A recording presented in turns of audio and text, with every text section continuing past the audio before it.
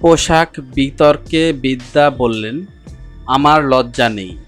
Showbiz তারকাদের ঘিরে সাধারণ দর্শকদের আগ্রহের কমতি নেই, আর তাই তাদের সবকিছুই দর্শকদের সামনে তুলে ধরতে বেশ ঘাম ঝরান পাপারাজ্জেরা। অভিনেত্রী জানান, তিনি রীতিমতো ভয়ে ভয়ে থাকতেন এয়ারপোর্ট লুক নিয়ে।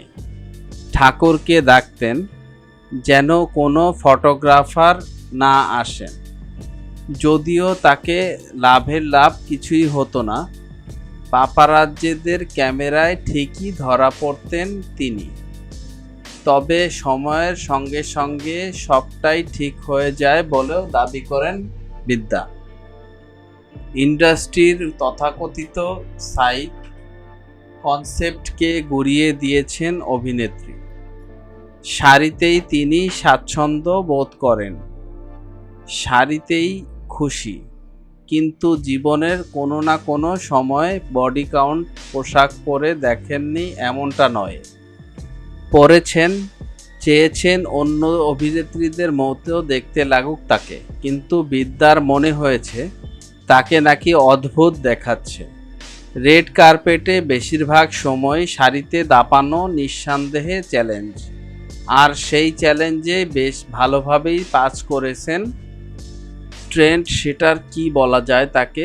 বিদ্যার উত্তর, আমার কাছে তো কোনো চয়েসই ছিল না, ওসব পোশাকে আমি ফিট হতাম না। আমি একটা জিনিস বুঝতে পারি, হয় সারা জীবন তাদের মতো হওয়ার বাসনা করে যাব, আর নয়তো আমি যা তাই হয়েই থাকব। বিদ্যা আরও বলেন, যে মুহূর্তে আমি অন্যর মতো হওয়ার চেষ্টা বন্ধ করে দিলাম, দর্শকও আমাকে আরও কাছ থেকে পেতে চাইল।